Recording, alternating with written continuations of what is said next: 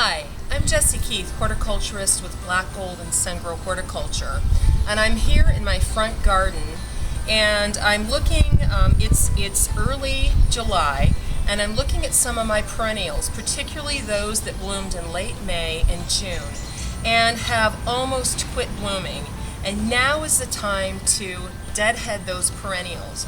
So right here is Columbine, a Colorado Columbine, Aquilegia chrysantha, and you can see it only has a few more flowers and lots of seed heads. Sometimes I like to let these go to seed so they kind of seed themselves in a little bit, but you can see that it's not looking so great now. So I'm going to prune this and several other perennials to show you how, and also show you how nice a perennial that's already bloomed and won't bloom again in the season, sometimes they will, looks after it's been pruned. So I'll take my, my handy Felco pruners and start pruning this perennial Columbine. Take all of its flowers off.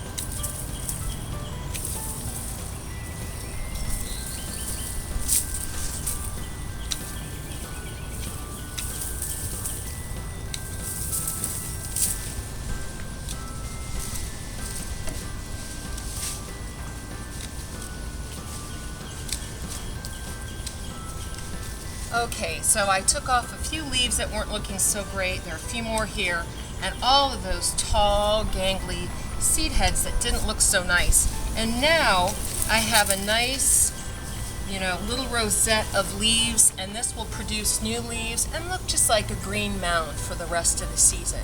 Let me show you how to prune a few more common perennials, including blue salvia and a few others. I'll let you know. So I'd mentioned needing to prune a blue salvia, and this is Salvia May Night, and one thing that you'll notice is that it's got this nice area in the center that looks kind of bushy and is blooming with nice purple flowers, but on the outside are these leggy branches that bloomed earlier in the season. These started blooming in early June, and it's time to take these off to make this plant look just a little prettier, and let me show you how. I just take off all these long side branches, cut them off, cut them off, cut them off. Even if they have a few little flowers, you want that center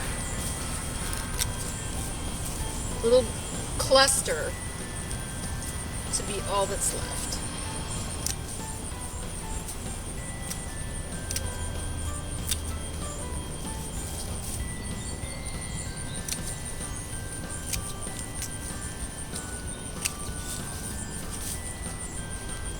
And there you have it. Just literally a minute, and it looks so much prettier. And this will grow out and bloom a little more and look better the rest of the summer. So this is something that I would only sort of consider a perennial, but I cut it back every year like a perennial. So I'm going to include this in this set. This is a Buddleja, and you can see it's blooming like gangbusters, and it will until fall. But some of these flowers, which started flowering in early June, are these old flower heads don't look good.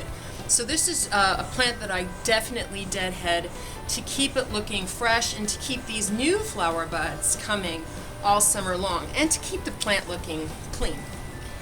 So I'm going to prune off some of these, even the ones that have a little at the tip.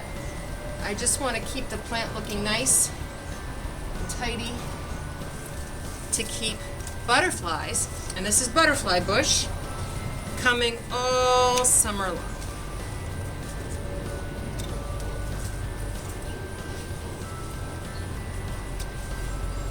So that's that. Simple as that. And I'll keep doing it all summer to keep the plant looking nice. So you can see here, this is one of my early blooming daylilies. It's called Happy Returns, and it's an ever bloomer that has really bright yellow flowers that usually bloom from early to mid-June for the first time. And what you're seeing here are the seed heads, and if I cut these back, I'll get a whole new fresh flush of flowers that generally will start in early August. So I'll show you how to just cut these off. You just go down among the foliage, remove these seed heads, and any leaves that don't look healthy or nice. So there, I've deadheaded my daylily, and these are all the deadheads, so now I should have some fresh flowers here really soon for my Happy Returns daylily. So those are just a few perennials and showing you how to deadhead, and also telling you the importance of deadheading them to just keep the foliage looking nice and to help perennials reflower if they are rebloomers. So I hope this information helps, and happy gardening.